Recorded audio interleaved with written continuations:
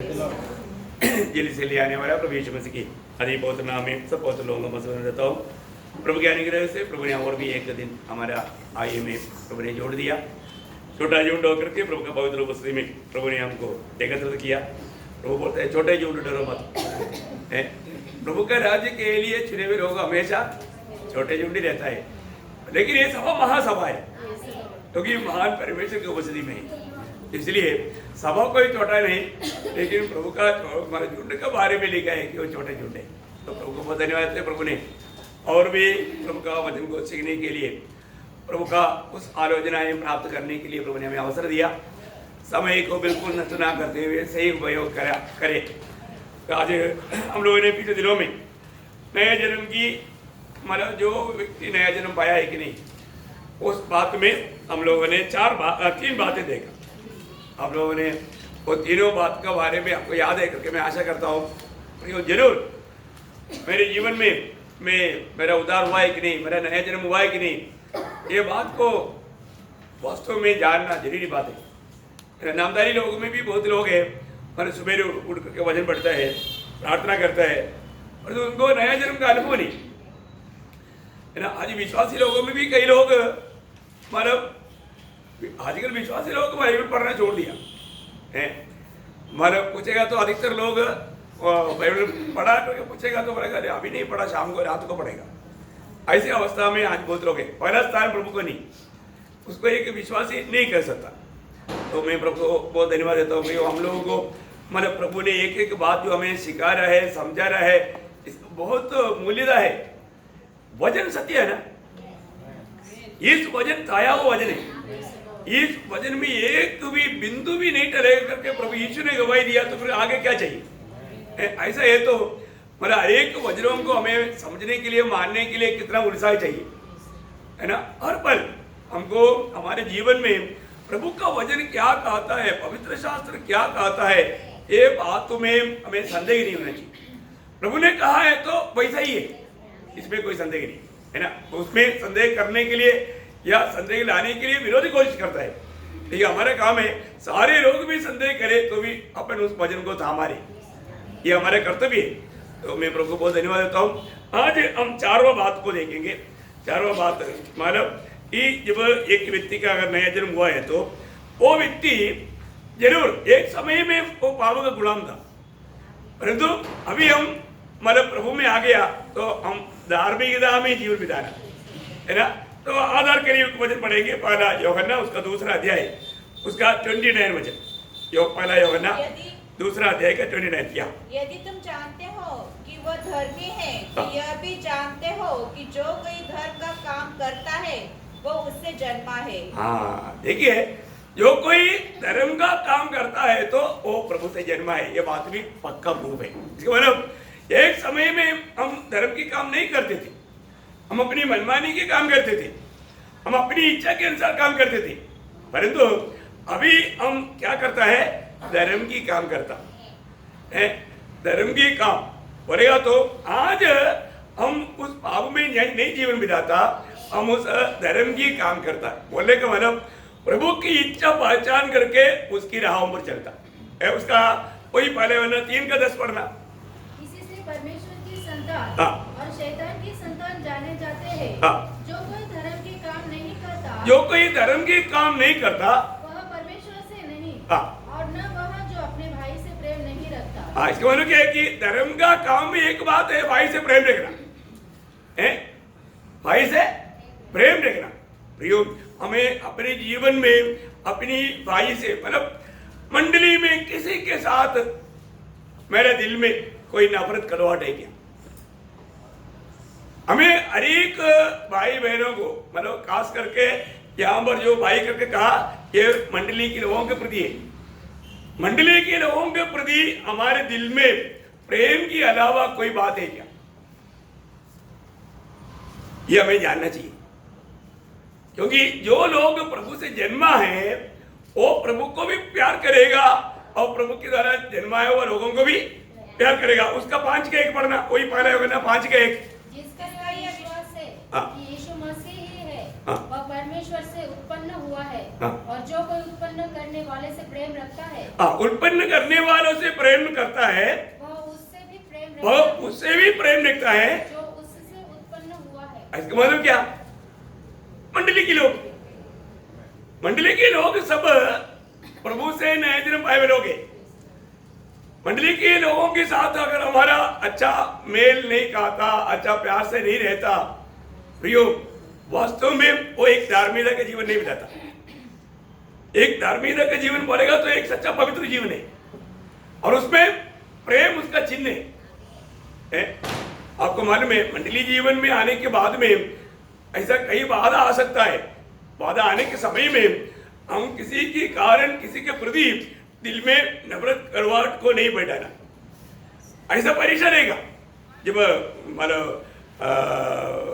इब्रानियों के पत्री 12 अध्याय का उसका 14 वचन, 14 और 15 वचन, हाँ, सबसे मेल मिलाप रखो और उस पवित्रता की खोजी हो जिसके बिना कोई प्रभु को कदापि न देखेगा।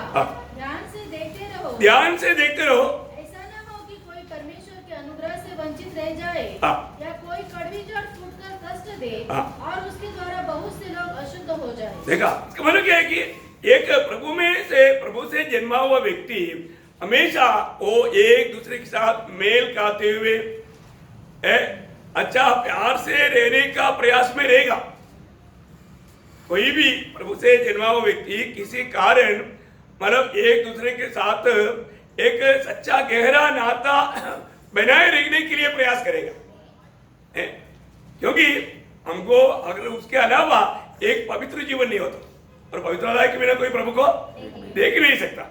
इसका मतलब क्या है कि कई रीति में कई ऐसे बातों को ला करके हमारा दिल में थोड़ा सा निराशा, उदास, दूसरे के प्रति थोड़ा नफरत, कड़वाहट लाने के लिए विरोधी प्रयास करेगा। कई बात रहेगा अभी हमें अपने जीवन में प्रभु की उपस्थिति में आने के समय में भी कई बार प्रभु की उपस्थिति में लोग बहुत आनंद से नहीं आ पाता। अभी अपन प्रभु की उपस्थिति में प्रभु का वचन सुनता है, ये वचनों को हम सही रीति में आनंद से ग्रहण कर पा रहे क्या? हमारा दिल उसके लिए तैयार नहीं। क्यों? दिल में अभी भी नफरत करवाहट है, या किसी को क्षमा ना दिया हुआ अवस्था है। हो सकता है उसने क्षमा नहीं मांगा होगा, लेकिन तभी भी हमें क्षमा देना है, नहीं तो हमारे आनंद बुझ जाता है। नुकसान हमेशा हमारा है। हमें ये बात का सही प्रकाश मिलेगा तो बहुत अच्छी बात है। कभी भी कोई भी समस्या का कारण अभी भी हमारे में वो आदामी स्वभाव पूर्ण रूप में हटा नहीं। कई बार हम क्या सोचता है उसका कारण वही है, दूसरा है, ऐसे दूसरे के ऊपर अंगुली उड़ाने वाला काम अभी भी रह गया। लेकिन हमें ये बात को जानना है कि इस बात का कमजोरी ये मेरे कारण है, इसमें कारण मैं हूं। अपने को और भी नम्र और दीन होने का कारण बन जाता है। मैं सोचता हूँ मैं एक बार मैडम गेवन बोल करके एक प्रभु दासी का किताब मेरे पास अभी भी है, पढ़ा था। उस समय में उस मैडम गेवन को नौकरानी ने तक बहुत सताया। नौकरानी के द्वारा भी तो अभी भी वो सता गया, मतलब नौकरानी का भी नौकरानी बना, जबकि वो कौन है? एक राजकीय प्रौढ़ी में रहने वाला एक बहुत बड़ा एक हमारा घर का औरत है। बिशप ने डायरेक्ट उनको सताया। बिशप ने मतलब आप वो किस स्टैंडर्ड का हमारा घर का अंग है आप समझो, बहुत प्रकार का। लेकिन तभी भी वो एकदम इन सारे बातों में अपने आप नम्र और दिन करते गया। प्रियो, हमारे जीवन में कहीं ना कहीं हमारा दिल को खराब करने के लिए दिल में कोई ना कोई ऐसा कुछ बात आने के लिए विरोधी कोशिश करता है। इसी कारण है जब नीति वचन 4:23 में पढ़ता है, सबसे अधिक अपना मन की रक्षा कर, क्योंकि जीवन का उगम वहां से है। देखिए प्रियो, हमारा मन में, हमारा दिल में है ना, कोई भी प्रकार प्रेम के अलावा कोई भी बात आने नहीं देना। अगर आ गया तो उधर हमें तोड़ना है, हमें उधर ही हमें मरना है, वहां पर हम अपने आप को शून्य करना है, खाली करना है। बहुत बड़ी बात है। हम लोग अभी भी मतलब वो पुराना मनुष्य अभी भी मतलब काम करने के लिए हम अवसर देता है, इसलिए धोखा होता है। मैं आपको बताना चाहता हूँ, हमेशा परखना चाहिए। कल से बढ़कर के हम प्रभु के आगमन की निकटता में है तो हमें उस अविदाई में सत्यता की ओर बढ़ने में कितना तेजी से आगे बढ़ पा रहा है, एक दूसरे के प्रति, एक दूसरे को मिलने के प्रति। अभी हमने देखा कई बार लोग संगति में आकर के चुपचाप निकल जाता, मिलने की उनकी इच्छा नहीं। देखो कितना दुख लगता है, मतलब वो उनका दिल का बात प्रकट कर रहा है। ऐसा तीतुस का पत्री 12 अध्याय का 16 वचन में एक अच्छा चेतावनी के शब्द है। वे कहते हैं कि हम परमेश्वर को जानते हैं। वे कहते हैं हम परमेश्वर को जानते हैं, अपने कामों से उसका इनकार करते हैं। देखा, वो अपने कामों से इनकार करता है। देखिए मंडली में आया, प्रभु की आराधना किया, मतलब प्रभु में भी शामिल हुआ, हम सब एक एक करके गवाही दिया, लेकिन चुपचाप निकल गया। इतना दुख लगता है। आप में से किसी ने ऐसे किया है तो मन फिर न पियो, वहां पर भी मारो। वो आपका दिल में कुछ तो बात है, आपको ये पक्का परखना है, मैं सबसे मिला है क्या, मैं सबसे मिला है क्या। अभी अपन बहुत चुंबन नहीं करता तो भी मतलब थोड़ा हाथ तो मिला देता है। Praise Lord. मैं आपको बताना चाहता हूं प्रियो, कई लोग उनका दिल में नफरत कड़वाहट है, इसलिए वो क्या करता, धीरे से निकल जाता है। इसका मतलब क्या है कि वो अपने कामों में प्रकट कर रहा है, मैं आया लेकिन मैं तुम लोगों को मिलने के लिए मैं तैयार नहीं, तुम इतना मिलने के लायक ही नहीं। देखो वो कामों में वो प्रकट कर रहा है। प्रियो हालेलुया, वो एक सच में प्रभु से नया जन्म पाया हुआ अनुभव में एक नहीं बोल सकता। ठीक है, कोई एक आधा बार गलती से या उसको जल्दी जाना है वो बात अलग है, लेकिन जान पूछ करके अगर ऐसा एक विश्वासी नहीं कर सकता, क्योंकि हमें आनंद का नाता है, हम एक ही पिता का संतान है, हम प्रभु को प्यार करता है।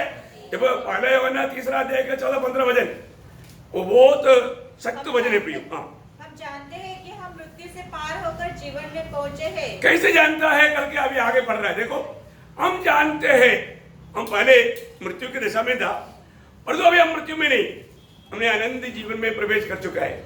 उसका प्रूफ क्या है, क्योंकि हम भाइयों से प्रेम रखते हैं। देखा, मतलब हम अनंत जीवन पाया, उसका प्रमाण पत्र क्या है, हम भाइयों से प्रेम, मतलब मंडली में सबके साथ हम प्रेम रखता है। जो प्रेम नहीं रखता वो मृत्यु की दशा में रहता है। जो कोई अपने भाई से बैर रखता है वो हत्यारा है, और तुम जानते हो कि किसी हत्यारे में अनंत जीवन नहीं रहता। देखिए प्रूव हो गया ना, हमारी एक बातों को प्रभु के वचन के द्वारा ही परखता है। एक व्यक्ति अगर दिल में ऐसा नफरत कड़वाहट रखते हुए, वो व्यक्ति मतलब कभी नहीं बोल सकता है कि मैं प्रभु को प्रेम करता हूँ करके। उसके आगे जो कोई हमने प्रेम इससे जाना है कि उसने हमारे लिए अपने प्राण दे दिए, और हमें भी भाइयों के लिए प्राण देना चाहिए। नहीं, मतलब मैं चाहने वाला वचन उसका मतलब उसका पढ़िए उसका 15 वचन पढ़ना। जो कोई अपने भाई से बैर रखता है वो हत्यारा है, और तुम जानते हो कि किसी हत्यारे में अनंत जीवन नहीं रहता। हमने प्रेम इसी से जाना कि उसने हमारे लिए अपने प्राण दे दिए, और हमें भी भाइयों के लिए प्राण देना चाहिए। नहीं, उसका 4 का 20 ही पढ़ना, 4 का 20। यदि कोई कहे मैं परमेश्वर से प्रेम रखता हूँ और अपने भाई से बैर रखे तो वो झूठा है, वो झूठा है। देखो उसके लिए अभी ब्लड भेज करके चेक करके रिजल्ट लाने की जरूरत नहीं है। रिजल्ट इधर ही लिखा है, पूरा रिजल्ट इधर ही है। अभी इधर ही हमें बाकी अभी और कहीं भी लाभ में भेजने का जरूरत नहीं। पूरा रिजल्ट भी इधर दिया हुआ है। आगे, क्योंकि जो अपने भाई से जिसे उसने देखा है प्रेम नहीं रखता, तो वह परमेश्वर से भी जिसे उसने नहीं देखा प्रेम नहीं रख सकता। देखिए एक व्यक्ति, क्योंकि वो धर्म के काम ही नहीं कर रहा ना, वो धर्म की काम नहीं कर रहा है। प्रभु से प्रेम देखने वाला अपने भाई से भी प्रेम देखेगा। अभी आपको मालूम है, ये प्रेम हमारा मनुष्य की तरफ का प्रेम नहीं, ये प्रेम प्रभु का दिया हुआ प्रेम है। हम उस प्रेम में जीने का बात कर रहा हूं। ये तो हमारा वो फिलिया प्रेम नहीं, हमारा ये दुनिया का रिश्ते का वो प्रेम नहीं। मतलब पत्रोस को पूछा तो मुझे प्रेम करते हो, अगप्पे प्रेम पूछा, तब उन्होंने क्या बोला? फिलिया। बहुत अंदर है, ऐसा नहीं।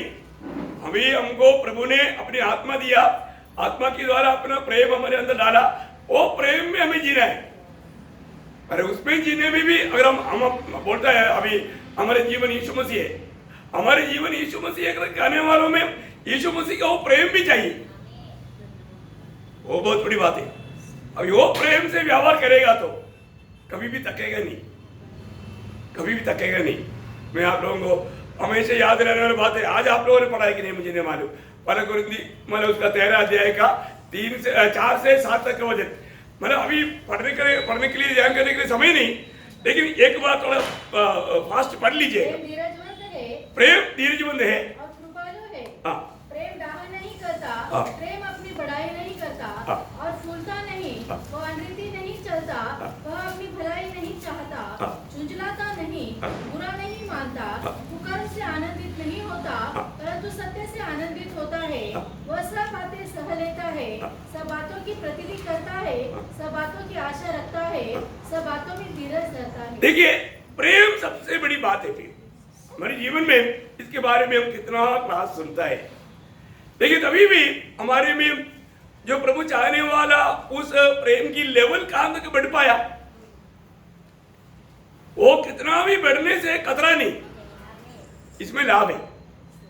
और आपको मालूम है एक सच्चा प्रभु का चेले का चिन्ह प्रभु बोलता है प्रेम है। एक सच्चा चेला है तो ये हमारे में वर्तमान में होना चाहिए।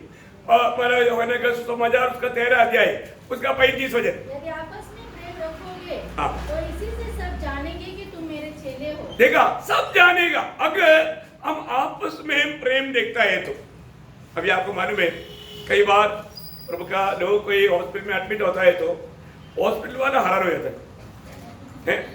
इधर बड़े बड़े परिवार के लोग हैं, उनका लोग इतना नहीं आता, लेकिन तुम्हारा कितना बंधु है, वो हमारा परिवार थोड़ा बड़ा है। क्योंकि प्रभु के लोग एक के पीछे एक के पीछे एक के पीछे एक के पीछे कितना भी रुकाने भी कोशिश करेगा भी रुकता नहीं। क्या है? प्रभु का प्रेम उनको विवेश करता है, उनको जा करके मिलने के द्वारा उनका दिल में थोड़ा सांत्वना मिलता है।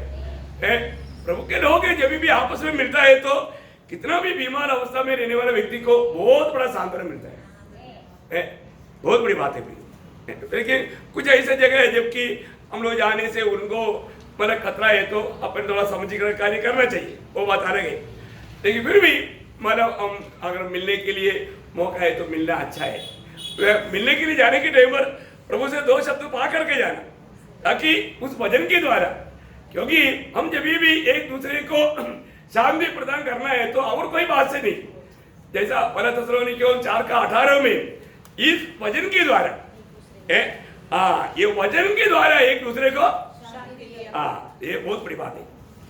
वचन के द्वारा हमें एक दूसरे को मिलने के समय में वचन के द्वारा हम सांत्वना देना अपने लिए बहुत बड़ी बात है। तो हम लोग हमारा जीवन में आज भी हम लोग जब प्रभु के उपस्थिति में आने के समय में भी यही बात को परख कर देखना है, मैं अभी भी प्रभु का उस प्रेम में है कि नहीं। जो व्यक्ति प्रभु का प्रेम में रहेगा वो प्रभु में रहेगा, है ना। ये भी एक अनमोल हमारा परख है। पहला यूहन्ना 4 अध्याय उसका 16 वचन उसका भी पाठ पढ़ना। और जो प्रेम में बना रहता है वह परमेश्वर में बना रहता है। देखा, जो प्रेम में बना रहता है वो परमेश्वर में बना रहता है। देखा, मतलब प्रेम में बना रहने वाला वो प्रभु में बना रहेगा, प्रभु उसमें भी बना रहेगा। कितना हमारा अनमोल शब्द है। इसका मतलब क्या है कि हमें अपनी अवस्था को देखना है। आज मैं प्रभु में है कि नहीं, अगर मेरी अंदर अपना दिल की अवस्था वो व्यक्ति जानता है।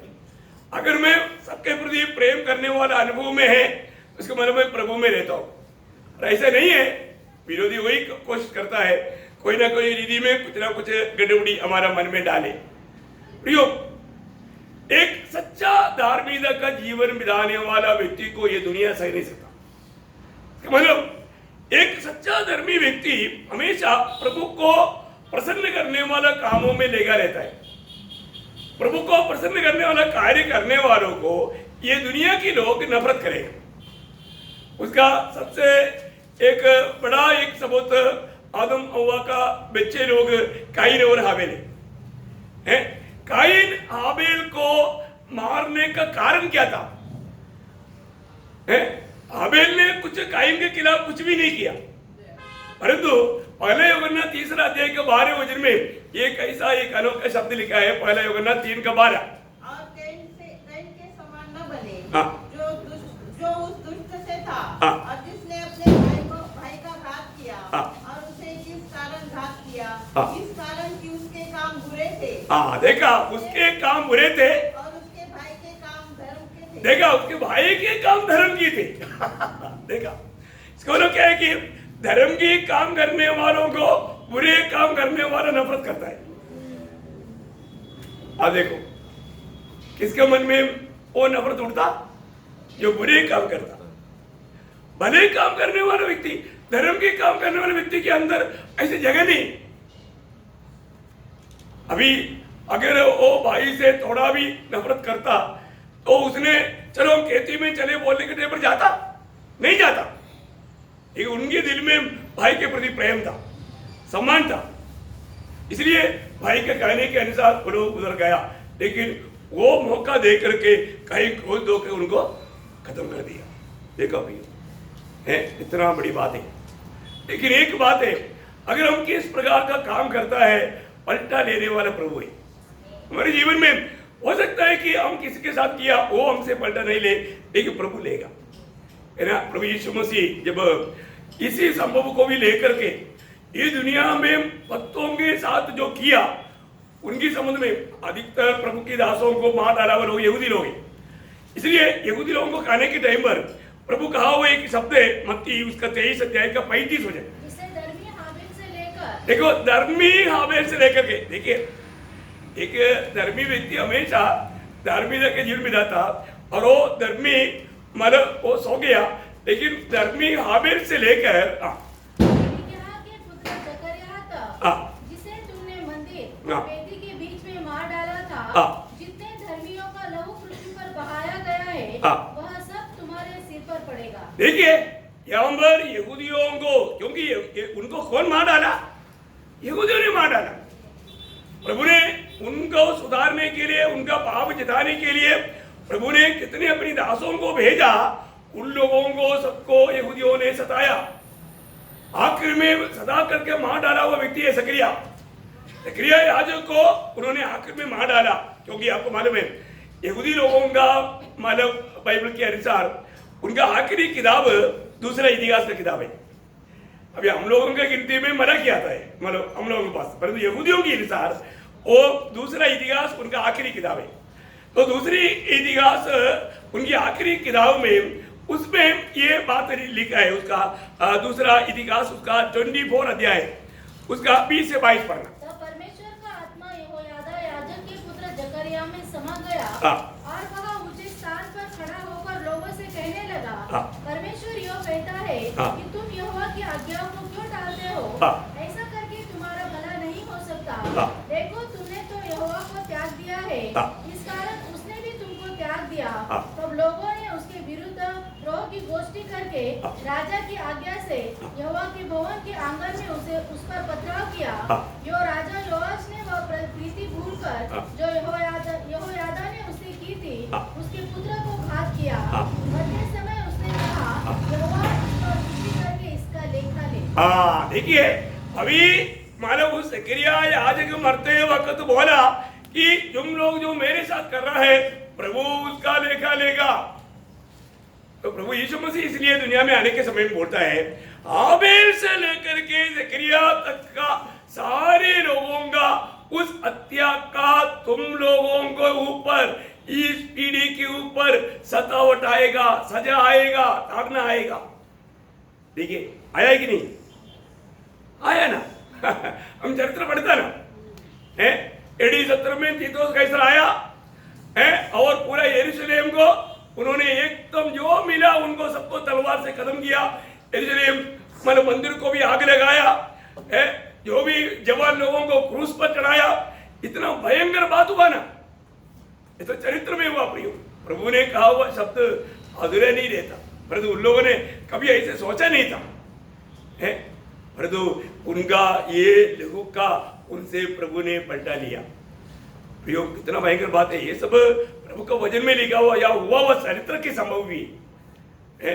वो मत्ती उसका 23 अध्याय का वचन वापस ऊपर पढ़ेंगे, उसका 35 वचन, जिससे धर्मी हाबिल से लेकर बिरिक्याह के पुत्र जकरिया तक, जिसे तुमने मंदिर और वेदी के बीच में मार डाला था, जितने धर्मियों का लहू पृथ्वी पर बहाया, जितनी धर्मियों की लहू पृथ्वी पर बहाया है, वह सब तुम्हारे सिर पर पड़ेगा, तुम्हारा सिर पर पड़ेगा। प्रियो उन लोगों के ऊपर वो पड़ा है।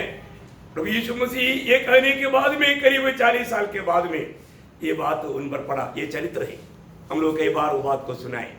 मैं आपको बताना चाहता हूँ प्रियो, यीशु मसीह हमें मैंने ये दुनिया से अलग करके हमको बचाने के उद्देश्य हम एक सच्चा धर्म की काम करें, धार्मिकता का जीवन बिताए, है ना। हम लोग पहला पत्रोस दूसरा अध्याय का 24 वचन, पहला पत्रोस 2 का 24, वह आप ही हमारे पापों को अपनी देह पर लिए हुए क्रूस पर चढ़ गया, जिससे हम पापों के लिए मरकर धार्मिकता के लिए जीवन बिताए। एक सच्चा धर्मी होकर के जीवन बिताने के लिए प्रियो प्रभु हमारे पापों को अपने ऊपर लेकर सूर्य पर मरा है। एक सही प्रकार एक धार्मिकता का जीवन आप आज में बिता पा रहा है कि नहीं, ये बात को हमें परख कर देखना है। दुनिया का हमारा रीति में दुनिया के पीछे नहीं, प्रभु के पीछे चलते हुए एक सच्चा धार्मिकता का जीवन। पौलुस तीमुथियुस को लिखने के समय में पहला तीमुथी उसका 6 अध्याय का 11 वचन में कहता है, पहला तीमुथी 6 अध्याय का 11, और हे परमेश्वर के जन, तू इन बातों से भाग और धर्म, भक्ति, विश्वास, प्रेम, धीरज और नम्रता का पीछा कर। देखा, तुम सच में एक धार्मिकता का जीवन बिताने के लिए भागो। बहुत बड़ी बात है, हम उस धर्म की बातों के पीछे लगना। प्रियो आज हमारे जीवन कैसा है, और हम प्रभु की धर्म की मार्ग जानने के बावजूद भी और उस बात को छोड़ देगा, प्रभु का दिल में कितना दुख आएगा, है ना। प्रभु का दिल में कितना दुख आएगा। प्रभु हमेशा हम पर देखते रहता है। आपको मालूम है प्रभु का दृष्टि धर्मियों पर लगी रहती है ना। जब पहला पत्रोस उसका 3 अध्याय उसका 10 से 12 वचन पर, क्योंकि जो कोई जीवन की इच्छा रखता है और अच्छे दिन देखना चाहता है, वह अपनी जीभ को बुराई से और अपने होठों को छल की बातें करने से रोके रहे। वह बुराई का साथ छोड़े और भलाई करे, वह मेल मिलाप को ढूंढे और उसके यत्न में रहे, क्योंकि प्रभु की आंखें धर्मियों पर लगी रहती है। देखा, प्रभु की आंखें कहाँ रहता, धर्मियों पर लगी रहती है। प्रियो ये बात को जानना है, प्रभु की आंखें, ये बात कोटेशन में दिया है, मतलब ये भजन संगीता से लिया हुआ भाग है ना। भजन संगीता 34 अध्याय उसका 12 से 16 तक का वचन है, लेकिन हम वो सारे वचन पढ़ने की जरूरत नहीं, अभी आपने पढ़ चुका है। लेकिन प्रभु का वचन कहता है कि प्रभु की आंखें धर्मियों पर लगी रहती है, उनकी आंख धर्मी लोगों से हटाता नहीं। ये बात अभी ये बात का भी सच्चाई जब मालूम होगा तभी हम एक धार्मिकता के जीवन बिताने के लिए उत्साही रहेगा। प्रभु मुझे हमेशा देखता है, प्रभु मुझे हमेशा देखता है। ईयोब का वचन में एक ऐसा मतलब हमारे लिए प्रोत्साहन की एक वचन है। ईयोब का किताब उसका 36 अध्याय उसका 7 वचन का शुरुआत, वो धर्मी से अपनी आंखें नहीं फेरता। हाँ देखा, वो धर्मी से अपनी आंखें नहीं फेरता। मतलब क्या है कि उसका आंखें हमेशा धर्मी पर लगी रहती है? देखो, जिनको प्रभु यीशु पर विश्वास करके इस धार्मिकता प्राप्त हुआ, उस समय से लेकर के अब देखिए प्रभु की दृष्टि हमेशा हमारे ऊपर लगी रहती है। ये समझ रहता है क्या, आप क्या कर रहा है, आप क्या बोल रहा है, आप क्या सोच रहा है, ये सारे बात प्रभु देखते रहता। क्यों देखते रहता? प्रभु जो भी काम करता है उसका पीछे प्रभु का एक उद्देश्य है ना। जब 33 भजन संगीता उसका 18-19 वचन पढ़ना। 33 का 18-19। देखो यहोवा की दृष्टि उसके डरवैयों पर हाँ। और उन पर जो उसकी करुणा की आशा रखते हैं बनी रहती है। बनी रहता है, क्यों बनी रहता है? आगे कि वह उनके प्राण को मृत्यु से बचाए उसका प्राण को मृत्यु से बचाए रखे और अकाल के समय उनको जीवित रखे। देखा, उसका उद्देश्य मालूम हो गया। Praise Lord. प्रियो, हालेलुया। उसको उनको प्राण का हानि करने के लिए विरोधी कहीं ना कहीं मौका ढूंढते रहता है, परंतु प्रभु हमको बचाने के लिए योग के बारे में प्रभु ने बोला उसका प्राण के ऊपर तो हाथ मत लगाना। Praise Lord. प्रियो, ये कितना धन्यवाद है। प्रभु की दृष्टि इसलिए धर्मी के ऊपर लगी रहती है, हमारे ऊपर प्रभु की दृष्टि लगी रहती है। ये जानकारी तक हमारे लिए कितना श्रेष्ठ बात है ना। इसलिए ना जब अब्राहम को भी बुलाने के टाइम पर प्रभु ने क्या बोला? तू मेरी दृष्टि में चल। मेरी 17 अध्याय का परमेश्वर आपको मालूम है, मेरे सामने, मतलब वो शब्द में मतलब कुछ परिभाषा में पूर्ण रूप में नहीं आया, लेकिन मेरे सामने मेरी दृष्टि में तू एक मतलब पवित्र जीवन बिताना है। मतलब कैसे आपका भाषा में पढ़ना? मेरी उपस्थिति में चल। मेरी उपस्थिति में चल। प्रियो, मेरी उपस्थिति में चल ना। लोग जाने अनजाने मतलब खास करके 2 प्रकार का पाप करता है। कैसे कैसे पाप करता? एक मानव प्रभु जो नहीं करना बोलता वही करता है। तो एक मनुष्य का एक बड़ा खूबी है, नहीं करने के लिए कोई बात करेगा तो उसको वही करने के लिए मानव एक परीक्षा होता ही है। ये कितना डेंजर बात है, उसको बोलते हैं अधर्म। धर्मी कभी अधर्म का काम नहीं करता ना। पहला योगना में 3 अध्याय का 4 वचन, पहला योगना 3 का 4। जो कोई पाप करता है वो व्यवस्था का विरोध करता है और पाप तो व्यवस्था का विरोध है। पाप तो व्यवस्था का विरोध है। मतलब बोलने का अर्थ क्या है कि प्रभु जो नहीं करने के लिए बोला वो काम करना, मतलब क्या है कि प्रभु का व्यवस्था का विरोध में कार्य करना, उसको बोलते हैं पाप। प्रभु ने दिया हुआ, प्रभु ने एक बात नहीं करना बोला, जैसे अभी तुम भले बुरे के ज्ञान का वृक्ष का फल नहीं करना बोला तो वो खा लिया, वो है पाप है व्यवस्था का। और कुछ है प्रभु करने के लिए बोला वो नहीं करे, पहले बात प्रभु नहीं करने के लिए बोला वो करना पाप है। उसी प्रकार प्रभु करने के लिए बोला वो नहीं करना भी पाप है ना। याकूब 4 अध्याय का 17 वचन, याकूब 4 अध्याय का 17 वचन। जो कोई भलाई करना जानता है और नहीं करता उसके लिए यह पाप है। देखा प्रियो, एक बात ध्यान, प्रभु ने अगर हमें करने के लिए बताया वो बात अगर हम नहीं करता वो उसके लिए पाप है, पाप है। तो इसका मतलब मेरे जीवन में ऐसा कोई पाप हो रहा है कि नहीं, ये बात को परखना चाहिए। कई बार लोगों को प्रभु बहुत अवसर देता है, बहुत मौका देता है, तभी भी मतलब अपने आप को भी भूल करके बार बार वो जाकर के पाप करते ही रहता है, प्रभु का डर नष्ट हो जाता है। प्रियो, उसका समय में फिर क्या होता, वो सत्य दीदी में, अब वो ध्यान से सुनना है ना। आप रोमियो का पत्री निकाली, रोमियो का पत्री उसकी पहला अध्याय, रोमियो उसका पहला अध्याय निकाल, देखिए वहां पर एक मतलब सत्य चेतावनी, उसका 24 वचन पढ़ना। रोमियो पहला अध्याय का 24। परमेश्वर ने उन्हें उनके मन की अभिलाषाओं के अनुसार अशुद्धता के लिए छोड़ दिया। देखा, इस कारण कौन सा कारण है? इस कारण, वहां पर क्या लिखा, वापस पढ़िए। इस कारण परमेश्वर ने उन्हें उनके मन की अभिलाषाओं के अनुसार अशुद्धता के लिए छोड़ दिया। देखो, मैं परमेश्वर ने छोड़ दिया, मन के अनुसार तो करो, कुछ भी करो। इस कारण है, कारण क्या है? कारण उसके ऊपर लिखा है, उसका 21 से 23। इस कारण की परमेश्वर को जानने पर भी, इस कारण की मतलब वो कारण ये है कि परमेश्वर को जानने के बाद भी उन्होंने परमेश्वर के योग्य बड़ाई और धन्यवाद न किया। प्रियो, कारण वही है, बोलने के लिए जाएगा तो है उन लोगों ने परमेश्वर को महिमा नहीं दिया और परमेश्वर को धन्यवाद भी नहीं दिया। जो धन्यवाद करता है परमेश्वर का महिमा करता है। तो परमेश्वर को धन्यवाद भी नहीं दिया, परमेश्वर को महिमा भी नहीं दिया। देखा, इस कारण प्रियो हमारे जीवन में हम हर बात में प्रभु को महिमा देता है क्या? प्रभु को धन्यवाद देता है क्या? आज कितना उपकार पाया गिनती कर सकता है, और तो हमने कितना धन्यवाद दिया है। धन्यवाद जरूर हम शायद अभी सोचेगा तो एक भी दिया नहीं। कई लोगों की अवस्था क्या है, खाने के टाइम पर भी भूख लगा था,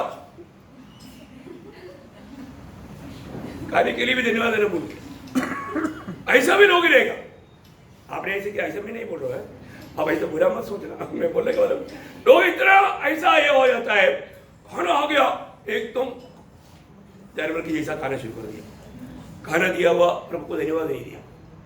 प्रभु हमेशा एक धन्यवाद देने वाला एक गुण देखना है। अपन हर बात में धन्यवाद करना, क्योंकि स्तुति करना धर्मियों के लिए उचित है करके 33 वचन संहिता का 12 वचन में लिखा है। इसका मतलब स्तुति करना अधर्मियों के लिए अनुचित है। किसके लिए उचित है? धर्मियों के लिए उचित है। इसका मतलब आप स्तुति नहीं करता है तो आप अपने कामों से प्रकट करता है कि आप धर्मी नहीं अधर्मी है। मैं नहीं बोल रहा, वचन बोलता है 33 का 12 ऐसे वचन ऐसे बोल रहा, वचन संहिता 33:1। मतलब मुझे लगता है कि आप लोग ऐसे देख रहे हैं कि मैं झूठ है। यहोवा के कारण जय जयकार करो, क्योंकि धर्मी लोगों को स्तुति करना शोभा देता है। देखा, शोभा देता है। धर्मी लोगों को स्तुति करना शोभा देता है। इसका मतलब जो धर्मी लोगों को स्तुति नहीं करना शोभा नहीं देता। तो अभी आप बोलो, शोभा देने वाला काम करना चाहिए या हम धर्मी होकर के शोभा ना देने वाला काम करना चाहिए? देखो, निर्णय ले लो, आप निर्णय ले लो। मैं हमेशा मेरी पत्नी को भी याद दिलाता रहता हूँ, मेरी पत्नी है ना, हाँ बेटा है, मैं उसको हमेशा बोलता हूँ घर में हर एक काम करने के टाइम पर भी हमेशा हर बात में धन्यवाद करते रहना, टेस्ट बढ़ेगा। ऐसी तो बनाता है, टेस्ट ही बनाता है, तो धन्यवाद देता है। लेकिन मैं बोला थोड़ा जोर से धन्यवाद किया करें अपने होठों से। मैं बोला तुम देखे ना, मैं कभी भी चलते भी रहता तो मैं गीत गाते हुए प्रभु को स्तुति करते रहता हूँ, प्रभु को धन्यवाद देते रहता हूँ, प्रभु को महिमा देते रहता हूँ। ऐसा होना चाहिए भाई, ऐसा होना चाहिए। मतलब मैं हमेशा अपने पास में रहता था एक जॉनसन प्रीति, मैं वो सिस्टर को बोला, सिस्टर आप किचन में काम करने के टाइम ना आप प्रभु को स्तुति करते हुए धन्यवाद करते हुए खाना बनाएगा ना, बहुत टेस्टी हो जाएगा। वो हमेशा वो उसी दिन से निर्णय लिया, बाद में ना वास्तव में रुचि बदल गया। आप नमक भी डालना भूल गया तो भी उसमें कोई कमी नहीं रहेगी। हाँ, आप थोड़ा मेरे बहन लोग तो परख करके देखो, बिल्कुल जानबूझ कर नहीं करना। हाँ, जानबूझ करके नमक नहीं डालेगा फिर डांटेगा, वो बात अलग है। तो मैं आपको बताना चाहता हूँ, चलो हमारे प्रभु का परिचय कोई नहीं लेना। तो मैं बोलने का अर्थ क्या है भैया, अगर हम मैंने ये लोगों ने क्या किया, वो लोगों ने बिल्कुल प्रभु की इच्छा जानने के बावजूद भी वो अपना मनमानी करना चाहा, है ना। तो उसका 26 रोमियो में आना है, रोमियो 12 अध्याय के 26 परमेश्वर ने उन्हें नीच कामनाओं के वश में छोड़ दिया। देखा, नीच कामनाओं के वश में प्रभु ने छोड़ दिया। भैया प्रभु छोड़ देगा तो आज बहुत लोगों को प्रभु ने छोड़ दिया। आज आपको मालूम है ना, हमारा आदमी के साथ शादी करता, औरतों के साथ शादी करता, नीच कामनाओं के लिए प्रभु ने छोड़ दिया, क्योंकि ये लोग प्रभु की बात नहीं मानता, प्रभु ने छोड़ दिया। अच्छा होगा, सोदोम गोमोरा का पाप को ही पार करके आज दुनिया में भयंकर पाप हो रहे हैं। आप सोचो प्रिय, इसलिए प्रभु ने उनको नीच ऐसे काम के लिए उसकी 28 वचन में पढ़ना, जब उन्होंने परमेश्वर को पहचानना न चाहा, तो परमेश्वर ने भी उन्हें उनके निकम्मे मन पर छोड़ दिया। देखा, उनका निकम्मे मन में छोड़ दिया। देखो, वो परमेश्वर को बिल्कुल जानना नहीं चाहा। प्रियो, हमारे जीवन में हम उद्धार पाने के बाद में हमें प्रभु को प्राप्त करने के प्रति, प्रभु को जानने के प्रति कहां तक हमारे उलझा गए, हमें परखना प्रियो। अपने जीवन में मेरा आज अवस्था क्या है, आज सही में मैं एक सच्चा धार्मिक का जीवन बिताता है कि नहीं। मैं धर्म का मार्ग को जानने के बाद में कोई भी प्रकार कोई भी बातों के कारण ना विरोधी हमको कहीं ना कहीं धोखा खिलाने के चक्कर में है। हमें रोज उद्धार में बैठने वाला अनुभव चाहिए। हमको खुद एहसास होना चाहिए, नहीं मैं पिछले दिनों से भी बढ़ करके प्रभु में मैं उन्नति पा रहा हूँ, प्रभु के स्वभाव में मैं उन्नति पा रहा हूँ। ये बात को हमें अनुभव में मालूम करना, रोज हमारा उद्धार होते रहना, प्राण की उद्धार रोज होना है। ये हो रहा है कि नहीं? ये कब होगा? प्राण का उद्धार कब होगा? इस आने वाला वचन को नम्रता से ग्रहण करेगा तो, है ना। याकूब का पत्री में पढ़ता ना, याकूब वाला अध्याय का 21 वचन, इसलिए सारी मलिनता और भेदभाव की बढ़ती को दूर करके उस वचन को नम्रता से ग्रहण कर लो, उस वचन को नम्रता से ग्रहण कर लो जो हृदय में बोया गया और जो तुम्हारे प्राणों का उद्धार कर सकता है। देखा, हमारा प्राणों का उद्धार कर सकता है। प्रियो, इस वचन आने के समय में इस वचन को नम्रता से ग्रहण करना, ये वचन आज बहुत लोगों का दिल में रहता नहीं रहना। प्रियो, आज सत्य वचन की चाह तक बहुत लोगों को नहीं, भूख प्यास मिट गया। ये भयंकर अवस्था है। प्रियो, प्रभु परखता है, प्रभु हमें वचन सुनने का मौका बनाकर देता है, वचन प्रभु सुनाता है, लेकिन कहां तक लोग उसको अमल करता है, उसको चाहता है, ये बात प्रभु परखता है। और मैं आपको बोलता हूं, इन आखिरी दिनों में कोई भी किसी कारण भी हृदय को कठोर करके प्रभु की वचन सुनने वाला मौका खोला नहीं जाएगी। ऐसा होगा तो क्या होगा? दूसरा थिस्सलुनीकियों दूसरा अध्याय, सख्त चेतावनी है ना, 10 से 12। दूसरा थिस्सलुनीकियों दूसरा अध्याय 10 से 12। और नाश होने वालों के लिए अधर्म के सब प्रकार के धोखे के साथ होगा, क्योंकि उन्होंने सत्य से प्रेम नहीं किया। देखा, उन्होंने सत्य वचन से प्रेम नहीं किया, जिससे उनका उद्धार होता। देखा, जिससे उनका उद्धार होता। प्रियो, उनकी प्राण की उद्धार होने वाला सत्य वचन प्रभु भेजने के बावजूद भी उन्होंने उस वचनों को लिया नहीं। आजकल क्या है, जो भी वचन आया, ये मेरे लिए नहीं, ये उसके लिए, ये उसके लिए, आखिर तेरे लिए कुछ नहीं, वही मार्ग डालते रहा। Praise the Lord. प्रियो, मैं एक बात आपको बताना चाहता हूँ, प्रभु हमारी अवस्था जान करके हमारे उद्धार के लिए वचन भेज रहा है। इस वचन को हम स्वीकारने के लिए तैयार नहीं है तो क्या होगा आगे? इसी कारण परमेश्वर उनमें एक भटका देने वाली सामर्थ को भेजेगा। हमेशा ऐसा मौका नहीं मिलेगा। प्रभु के वचन को रिबेल करते रहेगा, विरोध करते रहेगा, एक समय के बाद में प्रभु क्या करेगा? प्रभु इस वचन को इनकार करने के कारण प्रभु का दिल को दुखाएगा। प्रभु क्या करेगा? भटका देने वाले एक आत्मा भेजेगा आगे कि वे झूठ की प्रतीति। वो उसको सत्य वचन का जरूरत नहीं, वो झूठ बात सुनने के लिए इधर उधर भागेगा, सत्य वचन के ऊपर दोष लगा करके जाएगा, बोलेगा हमको उधर बहुत अच्छा मिलता है, क्योंकि उधर अपना मनमानी चलता है। इधर जाएगा तो क्या है, बाप रे, हमको तो मतलब बहुत मुश्किल होता है भाई। देखा, सत्य वचन को इनकारेगा, उनके कान की कुजली मिटाने वाला शब्द सुनेगा, कहानी सुनेगा, सत्य वचन को इनकारेगा। इसलिए प्रभु क्या करेगा? आगे, ताकि जितने लोग सत्य की प्रतीति नहीं करते वरन अधर्म से प्रसन्न होते हैं, वे सब दंड पाएंगे। दंड पाएगा प्रियो, दंड पाएगा। प्रभु की सत्य वचन को अगर सच्चा दिल से नहीं चाहेगा तो आज लोगों की अवस्था क्या है? आज जो भी कुछ गलती करेगा तो गलती को भी साथ देने के लिए बहुत लोग साथ हो जाएंगे। बाप रे, क्यों मैं तो ऐसा मतलब इधर कितना टाइम मैंने इधर ही मतलब बैठे बैठे मैं आत्मा में बहुत रोया। कुछ भी गलत काम करेगा तो उसको भी साथ देगा लोग, कुछ पीछे मतलब उसको और तेल डालेगा। लेकिन प्रभु ने ऐसा लोगों को सबको उगाड़ कर फेंका प्रिय, क्योंकि प्रभु का वचन में जब कोई रोमियों का पत्री 12 अध्याय उसका 28 से 32 तक पढ़ना। जब उन्होंने परमेश्वर को पहचानना न चाहा, तो परमेश्वर ने भी उन्हें उनके निकम में मन पर छोड़ दिया। प्रभु ने उनके निकम में मन में छोड़ दिया। वे अनुचित काम करे, आगे, इसलिए वे सब प्रकार के अधर और दुष्टता और लोभ और बैरभाव से भर गए और डाहा और हत्या और झगड़े और छल और ईर्ष्या से भरपूर हो गए और चुगलखोर, बदनाम करने वाले, परमेश्वर से गुनाह करने वाले, दूसरों का अनादर करने हाँ। अभिमानी, डींग मार, हाँ। बुरी बुरी बातों के बनाने वाले, हाँ। माता पिता की आज्ञा न मानने वाले, हाँ। निर्बुद्धि, विश्वासघाती, हाँ। माया रहित और निर्दय हो गए। हाँ। वे तो परमेश्वर की यह विधि जानते हैं परमेश्वर की ये विधि जानते हैं, कि ऐसे ऐसे काम करने वाले मृत्यु के दंड के योग्य है। हाँ। तो भी न केवल आप ही ऐसे काम करते हैं, हाँ। वरन करने वालों से प्रसन्न भी होते हैं। देखा, करने वालों से प्रसन्न रहता। वो कुछ लोगों को कुछ गड़बड़ी डालने वालों से बहुत आनंद है, उनके अंदर ही वो गड़बड़ी की आत्मा है।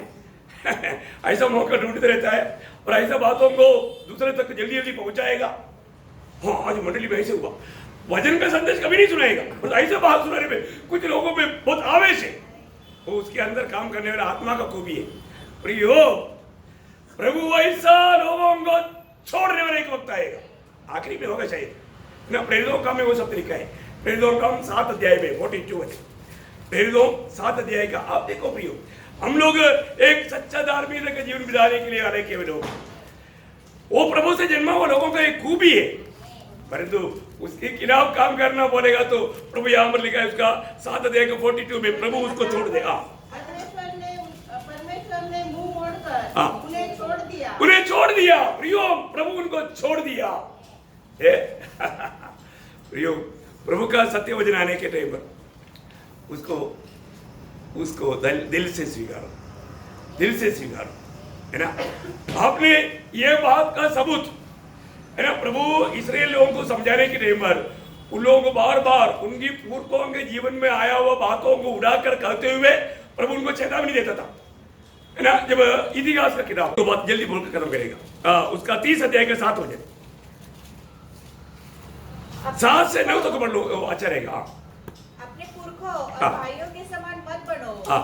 जिन्होंने अपने पूर्वजों के परमेश्वर यहोवा से हाँ। विश्वासघात किया था। देखा, पूर्वजों उन लोगों ने क्या किया, विश्वासघात किया। और उसने उन्हें चकित होने का कारण कर दिया, हाँ। जैसा कि तुम स्वयं देख रहे हो। हाँ, पीढ़ी के लोग वो बात को देख रहे हैं। अब अपने पुरखाओं के समान हट न करो। अभी अपने जीवन में उन लोग हट करके वो लोग जो सजा पाया वो पाने की प्रयास ना करो, वरन यहोवा के अधीन होकर उसके उस पवित्र स्थान में आओ, जिससे उसने सदा के लिए पवित्र किया है। और अपने परमेश्वर यहोवा को उपासना करो, कि उसका भड़का हुआ क्रोध तुम पर से दूर हो जाए। वाह वाह वाह वाह, देखा कितना शक्ति चेतावनी है। उनकी जैसा ना करो, उनकी जैसा ना करो। मैं एक बात आपको बताना चाहता हूँ, मतलब प्रभु ऐसा जो मन नहीं करेगा उनके साथ क्या करेगा।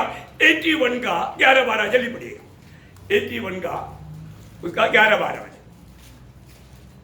परंतु मेरी प्रजा ने मेरी न सुनी, हाँ। इस्राएल ने मुझको न चाहा। देखा, मेरे प्रजा के लोगों ने मेरी नहीं सुना। देखो, ओ प्रभु कितना दुख से आवाज बोल रहा है प्रियो। इसलिए मैंने उसको हाँ, उसके मन के हट पर छोड़ दिया। मन की हट पर छोड़ दिया। मैंने क्या कर दिया, उनकी मन की हट पर छोड़ दिया। प्रियो, प्रभु छोड़ देगा तो क्या होगा, क्या होगा प्रियो, बहुत ही दुखदायी बात है। मैं आपको बताना चाहता हूँ, है ना, प्रभु के लोगों के प्रति प्रभु रोता है प्रियो, प्रभु रोता है। प्रभु रोते हुए देखा आपने।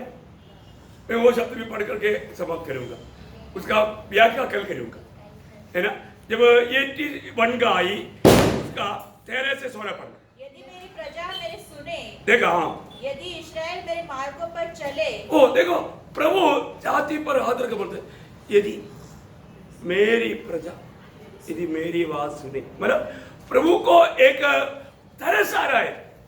वो शब्द अगर ठीक से आप पढ़ेगा ना, ऐसा है, प्रभु तरस करके बोलता है, यदि ये मेरी लोग मेरी बात अगर मेरा बात सुनता, हाँ, यदि इस्राएल मेरे मार्गों पर चले, यदि वो मेरी मार्गों पर चलता, तो मैं क्षण भर में हाँ। उनके शत्रुओं को दबाऊं, हाँ। और अपना हाथ उनके द्रोहियों के विरुद्ध चलाऊं। हाँ, और 16 तक पढ़ना। यहोवा के बैरी तो उसके वश में हो जाते, हाँ। और उनका अंत सदा काल तक बना रहता है। हाँ। मैं उनको उत्तम से उत्तम गेहूं खिलाता, हाँ। और मैं चट्टान में के मधु से हाँ। उनको तृप्त करता। हाँ। पर बोलने का मतलब क्या है कि वहां पर आप ध्यान से देखेगा तो प्रभु की अगर बात माना होता, वहां पर 6 प्रकार का आशीष लिखा है। आप लोग ध्यान करना, अभी मैं आपको आपके लिए छोड़ दिया होमवर्क के लिए है। प्रभु बोलता है ओ मेरी लोग, मेरी प्रजा और मेरी बात सुनता तो मैं उनके लिए क्या नहीं करता। देखो प्रियो, प्रभु का बात तुम्हें बना रहना कितना अनमोल बात है। आखिर एक दो बात तो बोलना ही पड़ेगा। अभी पहला शामुएल 16 अध्याय का 14 वचन, पहला शामुएल उसका 16 अध्याय का 14 वचन क्या है? प्रथम राजा शाऊल के जीवन में आया हुआ अनुभव है। यहोवा का आत्मा शाऊल पर से उड़ गया और यहोवा की ओर से एक दुष्ट आत्मा उससे घबराने लगा। प्रियो, प्रभु की बात ना मानने के कारण, प्रभु की वचनों पर बना ना रहने के कारण प्रभु की आत्मा उतर गया। फिर एक दूसरा आत्मा आया। दूसरा आत्मा आने के बाद में भी पहले जैसा काम करता है। और ये एक बड़ा सावधानी की बात है ना। उसका 18 अध्याय, पहला शामुएल 18 अध्याय के 10 वचन पढ़ना। दूसरे दिन परमेश्वर की ओर से एक दुष्ट आत्मा शाऊल पर बल से उतरा और वह अपने घर के भीतर नबूवत करने लगा। देखा देखो, पहले वो जो नहीं करता था आत्मा में, अभी भी आत्मा में करता, पर दो आत्मा अलग आत्मा है। इतना भयंकर बात है। लोगों को लगेगा अभी भी प्रभु में है, प्रभु में नहीं है ना। वो उसको उसमें काम करने वाला आत्मा एक अलग आत्मा है, अलग आत्मा है ना। इसलिए कामों को देख करके हम जान सकते हैं। तो मैं आपको बताना चाहता हूँ प्रियो, आज मैं कौन से मार्ग में है। जो धर्म के मार्ग में है वो जरूर वो नया जन्म पाया है, पर वो धर्म के मार्ग अगर छोड़ दिया है, कुछ दिन वो अपनी कोशिश में पर अभिनय कर रहा था, वो भी बात प्रकट होता है। अपने आप को परखे। आइए इसमें अपने आगे बंद करिए, एक अपने आप को परखे हुई कि सच में प्रभु का वचन कहता है कि मैं अगर नया जन्म पाया है तो मैं जरूर प्रभु का धर्म के कामों में मैं लगा रहेगा। प्रभु ने जो चाहा, प्रभु ने जो आज्ञा दिया, वो बातों से मैं देने पाए कभी नहीं जाएगा। आज मेरी अवस्था क्या है? मैं उस धार्मिकता का पद पर जीवन बिता पा रहा है कि नहीं? मेरे जीवन दूसरे के लिए एक प्रोत्साहन बन करके मैं जीवन बिता रहा है कि नहीं? मेरे जीवन की कमियों को जब प्रभु दिखाता है तो मैं रोज मन फिर करके प्रभु की इच्छा में बना रह करके जीवन बिता पा रहा है कि नहीं? ये बात को परखना। प्रभु जरूर इन वचनों के द्वारा आप सबको आशीष दे। प्रभु का अनुग्रह आप सबके साथ हो। Praise the Lord.